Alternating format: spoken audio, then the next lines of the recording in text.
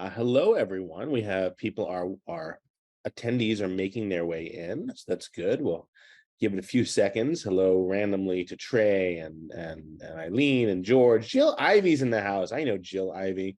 That means Philadelphia is representing. Chris Matthews is representing out of San Francisco or somewhere north.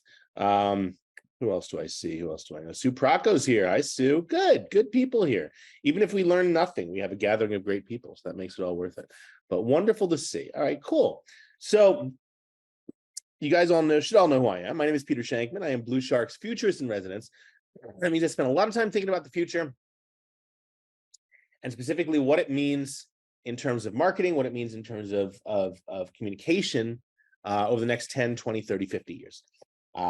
There's a saying that a successful country thinks about the next quarter, while a successful superpower thinks about the next quarter century.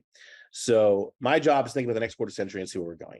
I am joined today by two brilliant people in their own right. We have Seth Price, who is founder of Blue Shark, and digital marketing masterclasses are his specialty, and Madi McMaster, who knows everything about local search and more. The amount that she's forgotten about local search is more than you and I will ever know. So it is great to have everyone here. I think the attendee input has slowed to a trickle, so we can probably kick it off. I am going to, this is, for those who have heard me on webinars before, this is rare. I am actually not going to talk that much. I am going to turn it over to the people who know. I want to start off with Seth. Seth, you just want to give a brief 2-second sort of overview, introduction, who you are, what Blue Shark is, why we're here, and then Maddie's really going to run the show. So Seth, your boss. Absolutely, great to be here. It's just fun that I get to hang out and quote unquote work with Peter, in the sense that this is a guy back during the 1990s when Peter was pulling all sorts of PR stunt shenanigans. We would basically felt like we owned the city. I think we essentially did. From 6 to 9 p.m. We were the hippest of the hip at the geeky of geekiest parties. And it's interesting because that period was all the sort of the evolution of what is now our internet society. At the time, people were like, this was a big deal. Organizations didn't want to be on the web. They sort of fought it. There was a lot. Do we need this? And ironically, and Maddie is part of this rockstar team at Blue Shark that I always seem like this old person to. Now they are having their similar moment with AI. We are a search based organization. We help people build websites, optimize them for organic and local search, as well as paid and LSAs and paid social, all that good stuff. But what's interesting is we have a really great way of delivering value to customers in the midst of like, hey, we got a pretty good process and sausage making that makes people great money and gives them great ROI. All of a sudden, and it's not like it's all of a sudden, but all of a sudden to the business world, AI isn't just, hey, something that is talked about at conferences, but is now being integrated into everything that we do. And so what we would love to do today is Maddie, who is the queen of our links and social department, is going to give an overview of essentially what it takes to make money through digital right now, and specifically going to layer in what AI means to this process, and some of the areas that we are bullish on, and some of the areas that we are frankly concerned that if people go too aggressively and they have things to lose, that it's there. The analogy I always give with SEO is that it's very much, if you've ever renovated an apartment, maybe a rental apartment, or I know you've had issues in your apartment, and there are things that you pull permits for, and there are things you might say, you know what, this is my house, I don't need to pull a permit for this because what's the worst that could happen? Versus it's a rental apartment, and if you don't pull an electrical permit and something bad happens, you're on the hook for a lot, and that risk calculus. And I feel that as an agency, we are in an analogous position in that we want to be able to protect our clients and make sure that there no harm is done. At the same time, we want to be able to push the envelope, just like if it was Peter deciding whether or not he wants to pull a permit for something. Where can we be aggressive? Where can we integrate new technologies? And where is it irresponsible? So without further ado, I'm going to bring Madi on, who is going to hopefully connect these dots and share with your audience over the next half hour or so exactly how we see the digital marketing landscape and how AI would be intersecting with that. Of course. Awesome. So I will go ahead and take it away from there. Like Seth said, I'm the director of community outreach over at Blue Shark. So we handle anything that's outside of the website. In terms of what we'll be diving into today, for those of you who are entrepreneurs or small or medium-sized business owners, there's a couple key things I wanted to dive into. That's how the Google algorithm is working right now, or how local updates can help benefit your business. Or just how it benefits businesses, or even clients and customers as well. And then we'll also talk about how AI is affecting those things today. So let me go ahead and go share this slide deck with y'all. So just in terms of starting with those Google updates and the changes that we've been seeing recently. So the Google business profile itself, that's what you're seeing here over on this screenshot on the side of this screen. These Google business profiles are essential to any digital marketing strategy, because this is what shows up when somebody is searching for your business on the search results on the side menu, which is what you're seeing here, and within Google Maps. If somebody is looking for a business and a Google business profile does not exist, and they're utilizing Google Maps, or they're trying to get directions to a certain location, they're just not going to be able to do that. And with 90% of searchers or more utilizing Google over other search options like Bing or DuckDuckGo or something like that, it is imperative for any business to have this pin on the map if they have a brick and mortar location, or if they have a space where they can meet clients or meet customers, or if they service an entire area. Having that Google business profile helps get you in front of those people. So this profile has all of the basic information of how to contact you, how to get to your location, but it also has opportunities to share more information with potential customers and clients about your business through Google business profile posts, listing out your services, listing out the products that you offer. All of these things help take up real estate within the search results page, and help increase the chance of somebody converting for a client for you versus a competitor. In terms of how the algorithm functions, the rankings for this section of the search results, which is called the local 3-pack, which you can see here in this example, there's over 300 different ranking factors that go into this, and they're changing all the time. Google likes to break things that aren't broken. And is constantly shifting the algorithm to try and provide the best results to the end searcher.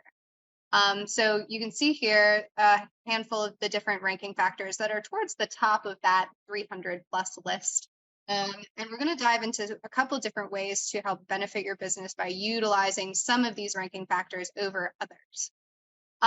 This is something that our team is actively testing in terms of trying to update the local 3-pack and affect the algorithm in a way that benefits the profiles that we manage. Because obviously everybody wants to be towards the top of the list. People who are looking to use a business, or they're looking for a service, are generally going to click towards the top of the search results. So you can see in this in the center screenshot, there's those paid ads that show up at the top, which makes sense. But this 3-pack normally shows up at the top of the search results as well, which is why it is so incredibly important. Now we do call it a 3-pack. Sometimes it has 4 or 5 search results, but it's always called the 3-pack in the digital marketing space. And this is one of the biggest ways that you can get in front of your clients or potential customers and help convert them, because Google is providing this information to make it as easy as possible for somebody to convert. You can see here clearly there's a link to the website button or a link to request directions. When you click into these profiles, it gives you a call button. So there's multiple ways that somebody could convert based off of just seeing this profile from a basic search. The 3-pack has changed its look. This is one of the many Google updates that have happened over just the last year. So historically, you can see that all of the information was kind of stacked on top of each other. And now we're seeing that information and the map view showing up in the search results side by side. We're also seeing new information is showing up consistently, which we refer to as schema. So this can be review schema, where a client has left a review on your Google business profile that specifically mentions the keyword that you're searching for.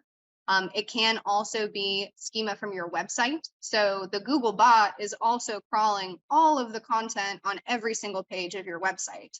So making sure that that is keyworded with whatever services or products you provide can help give Google even more instances of, hey, this is what I do, this is what I offer to my potential customers. And those connections and those keywords can help increase your rankings overall.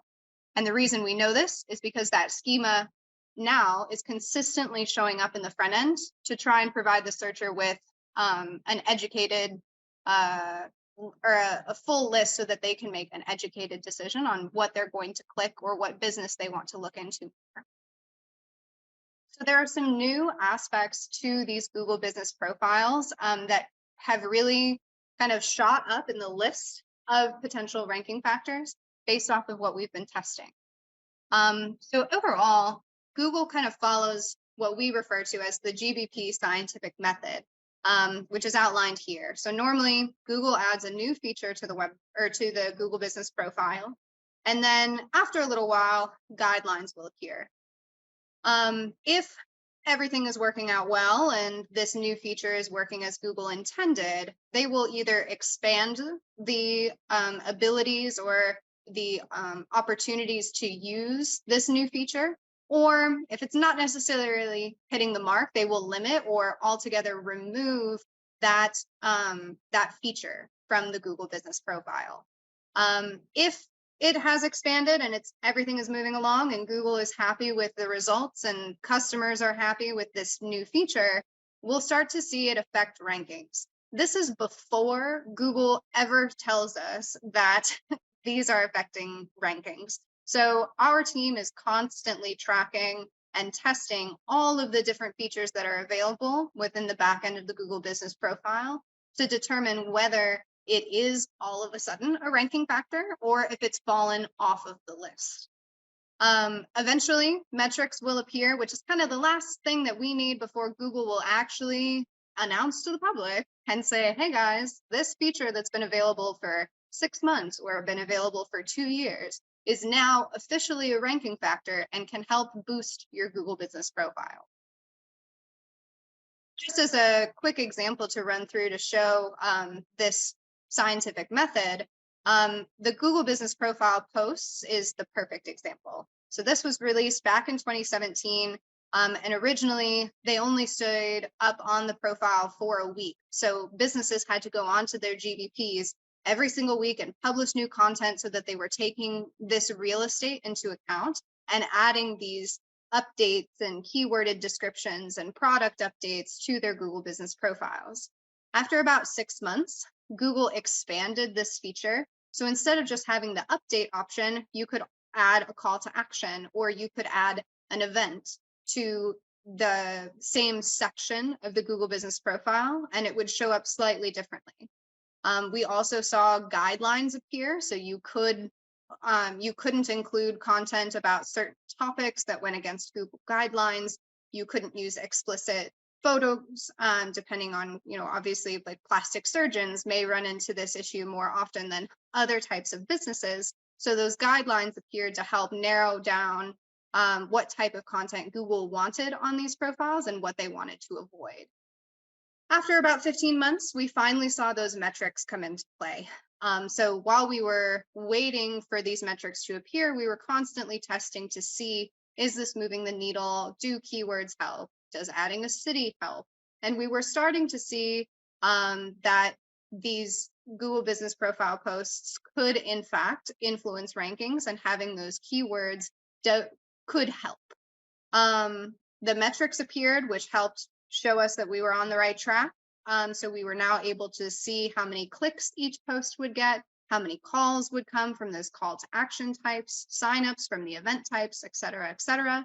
And about 2 years after they had initially been released is when we were actually able to run report after report after report and show that these posts were in fact updating rankings. Now, at this point, I bring all of this up to say this is a historical example that we've used for years to show the scientific method that Google follows. The biggest update that we have for you today is that these Google Business Profile posts are actually falling out of the rankings factors. So these businesses that have been publishing weekly for years and years and years, these posts seem to be something that Google is moving away from. Just 2 months ago, they actually removed the metrics from this feature, which is generally the first sign that we see as we're kind of retroactively going through the scientific method backwards, that eventually GBP posts may not even be available on the Google Business Profile anymore. So they are still there right now. They are not necessarily affecting rankings as much as they historically did, and we do expect them to go away probably within the next 1 to 2 years. However, there are other features that Google is actively building up and continues to move higher and higher on that rankings list. So the products and services are 2 of those features that Google is continuing to expand very rapidly. In just the last few months, we've seen these 2 sections not only expand, but the services as a whole used to not even show up on the front end. Now it's there. You can add descriptions to these services. You can tag cities and zip codes within these services. So Google is actively expanding this product or this feature, the services feature, at a much faster rate than we've ever seen before with other Google Business Profile examples. So this is where,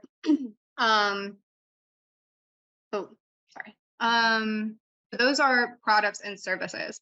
Additionally, Google is just trying to update as many things as possible right now, it seems. And there's also this idea of service areas, which is different than services. For these service areas, we are also now seeing this show up on the front end. You can see this example that's outlined here. And these are neighborhoods, zip codes, or cities that the business is actively in. Historically, for this example, you can see that Price Benowitz is located in Washington, D.C. And normally that address is all the geo information that would have been provided to the end user and then is provided to Google. Now with these service areas, we're able to really dive in and say, no, not only are we here in Washington, D.C., but we're specifically trying to target all of these different neighborhoods, all of these different zip codes. And that list of areas that this business serves is also now showing up on the front end to provide potential clients or customers a more detailed list and help them make a better decision on what business they're going to work with. So those are a lot of the big updates that I wanted to dive into first that are actively happening right now and that we're testing, continuing to build out, but that are really helping move the needle for a lot of our businesses and clients across the country right now. Maddie, that was a lot. I'm sorry, Seth, a lot, which is why I wanted to pause there. No, definitely. I mean, it's quality information. Seth, did you want to say something? No, I was going to just say that one of the things that we're seeing, right? Because we see this stuff, and this is, I think that every business owner watching, right? Peter's tribe is here, and I see that the stalwarts are part of it. That there are a lot of shiny objects out there, right? So we know what makes money, but we also see what's coming next. So, Maddie, I'd love, one of the questions that I get from a lot of people is, hey, ChatGPT looks pretty cool. It creates content. Can I just use it, given that SEO is content and links, can I just go to ChatGPT, get a bunch of content and call it a day? Because it's great. I love it for like internal office memorandum. I love it for putting together policies and procedures. I can respond to emails with drafts. But what about online SEO content? Of course. So that's a good question and a doozy of one that we've been getting constantly. So there are at this point multiple tools out there that also say, hey, run your content through here.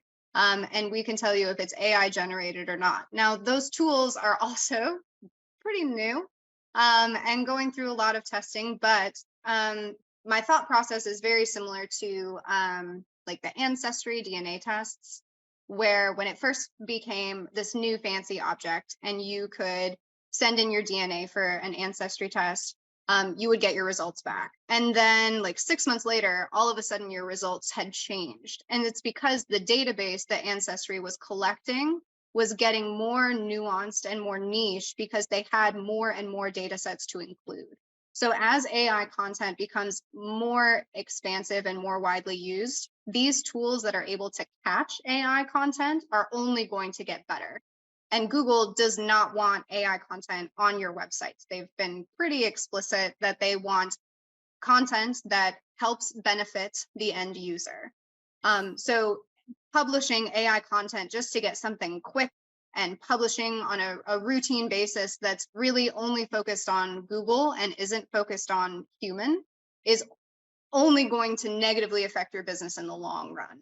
So right now, it seems like this bright, shiny object that is a quick fix, but ultimately from an SEO perspective, every strategy is a long-term play and AI content is not a long-term play.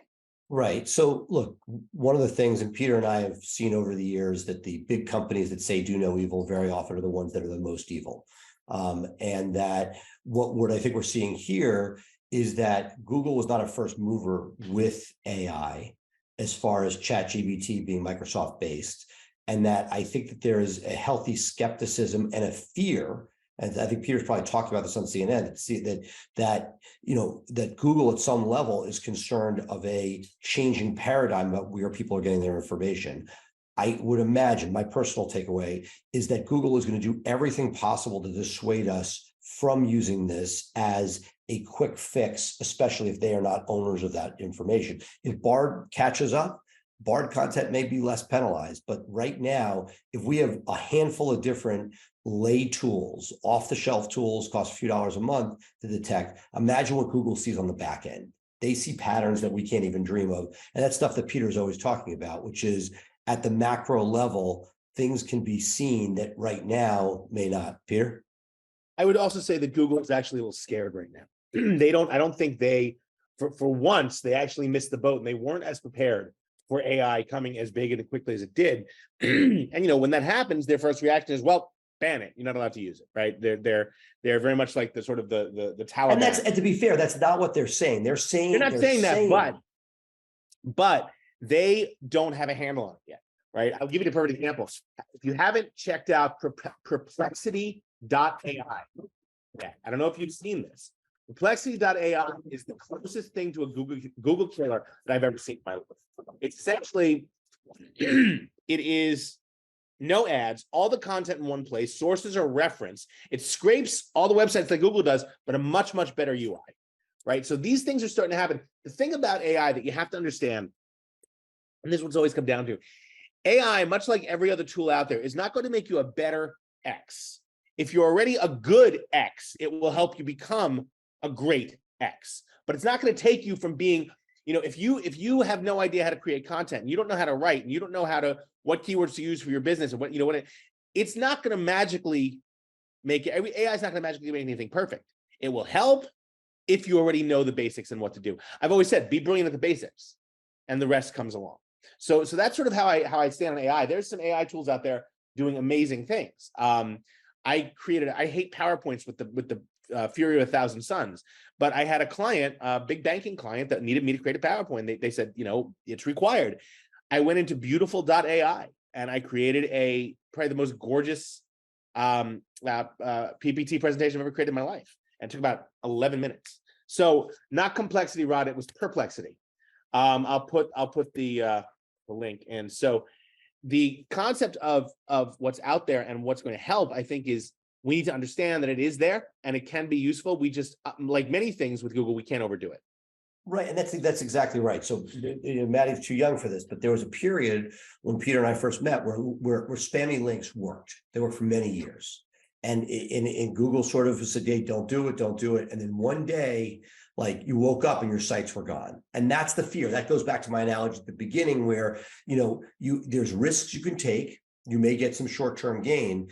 I'm just concerned that given Google's need to control, that there's going to be repercussions for people that are too abusive with that, where they're just recycling pieces, and that comes back to the other piece, links and press are going to be the piece. So to me, when we used to be on Google Plus back in the day, that was sort of like a lot of the marketing geeks spent their time, not on Twitter, not on Facebook, but on Google Plus. We're like, hey, it's Google, we got to use it, until it became a wasteland. The thing that was really fascinating was that they went to an authorship a number of years ago. Rel equals author was the geeky version of it. And what I see is this coming back. If Peter Shankman says something, and those words are on a website, that's going to have authority. If it's an unattributed person, it won't. And so that if Peter Shankman decides to put his name behind AI generated content, then it will have authority. But if that content becomes weaker, because when you write something, I read it and it's deep and meaningful, if you lose that connection, then your authority as a speaker goes down. And just like your whole business model, your whole ethos is authenticity. From the Google point of view, if you are no longer authentic and if Peter Shankman is associated with bot generated content, you're going to be less valuable within that realm. 100%. Lauren, I just want to go into what Lauren Milligan asked, what are other AI sites like Beautiful and Perplexity? A little self-promotion here. I am doing another webinar in cooperation with Blue Shark in about 2 weeks, which is literally a webinar on AI and how you can use it to be more productive. And so I just put the link in there. Not trying to upsell you guys here, but no, to me, I think this is I am so excited about it, because to me, like, there are all these things out there, but for many of us, it's not intuitive. And the idea that, hey, Peter, who's been ahead of the curve, he did one of these. If you didn't see it on cyber currency, that was awesome. You've done them on a number of different topics.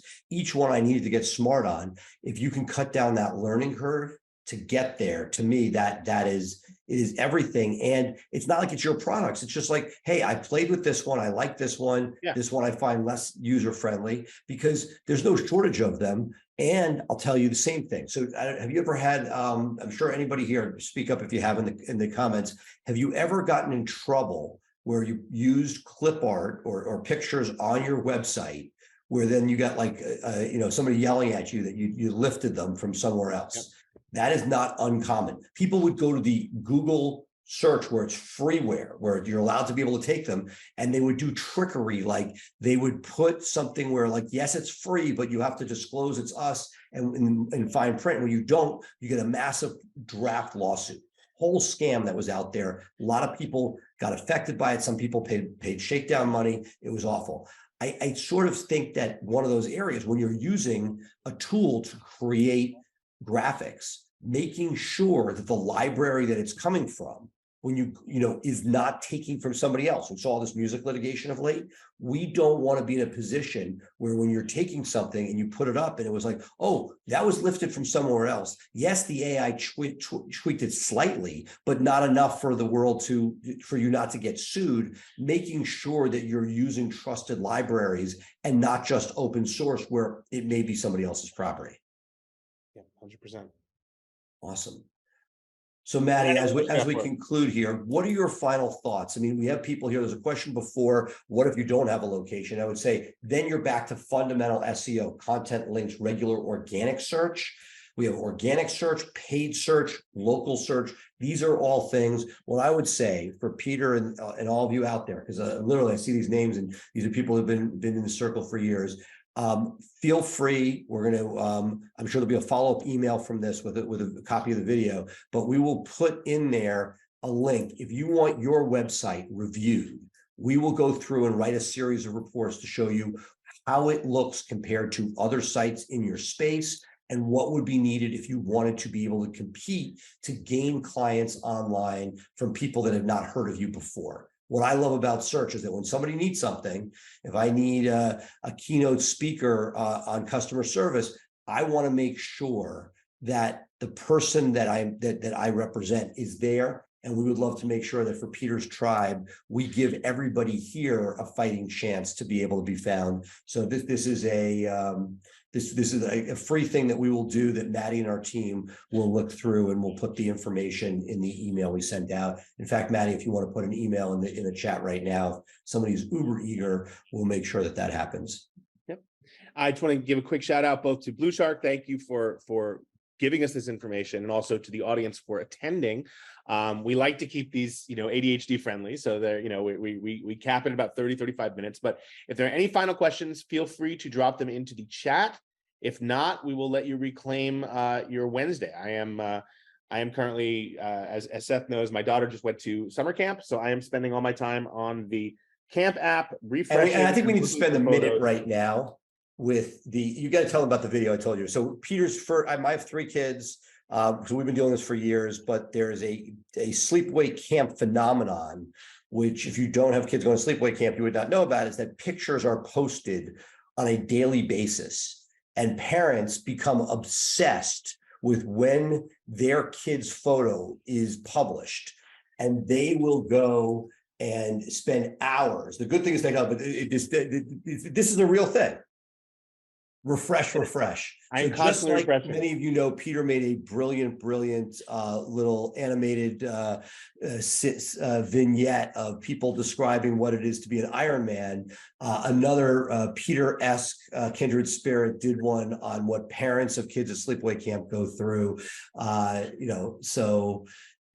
is something that we are all eagerly awaiting. And the good news is AI has become part of this, where now, rather than refreshing, your kid's photo will be identified, and only you'll get an announcement when it comes. It doesn't stop Peter from refreshing, thinking that they might have missed their kid, but it is pretty scary. We'll get an announcement, and I literally I got a push notification on my phone about 30 minutes ago. And the worst part is, so you have a very effervescent girl. My middle kid, this boy, would be in the back. We get these photos. We get an announcement. Where is he? And there's a little dot in the back of the photo, like a relay race, where he's like the last kid. And you're like, and it finds it. So it is, it is definitely a fun thing. But it just we could circle up with the idea that there is an AI component to just about everything today.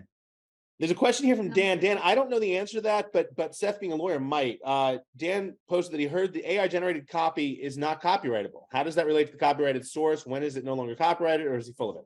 Well, I mean, look, that's the law is not there yet. But if let's say you took something that's copyrightable and then, or trademarkable, whatever it is, if you take the Wendy's logo and it runs through AI and produces something that is still close enough to the Wendy's logo, you're in trouble.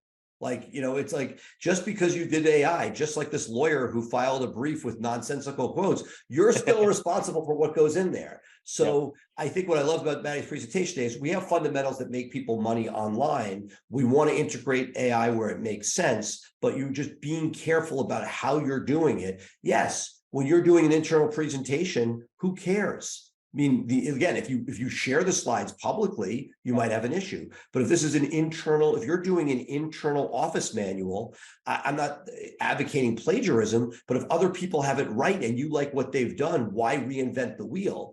However, when you're forward facing, there's a responsibility. Is this unique content? I mean, over the years, whose idea is it? And this is really just a new version and a new spin on, what is that original underlying idea and where is it taken? So in theory, if you take something and it's generated by AI and nobody's ever used it before, and you bring that theoretically could be copyrightable or trademarkable. The question that you have to always check is, what is it being, AI is not magic, it's coming from something, and is the underlying source protected? I would argue, and this is, I think, a good place to close it out, that I'm actually a huge advocate of stealing content. No, But but the you fact of the matter are. is that No, at no, the end no, of no, the no. day, That at the end of the day, there's nothing new out there anyway, right? If I'm right, creating, but but like you should be, but there are areas where you shouldn't be. of course, Like I mean, I'm meaning, writing, my ideas come from millions of different places, right? I might hear a quote that sparks an idea in my head and that becomes a newsletter.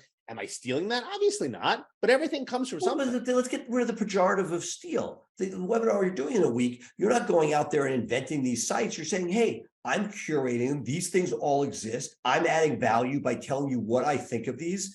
You're almost like the Siskel and Ebert of AI sites, I won't say which one. Ladies and gentlemen, thank you everyone for attending. Thank you, Seth and Madi. Great stuff. And we will see you guys next time. Enjoy the rest of your Wednesday. Have a wonderful day. And thank you again. Thank you. Bye-bye.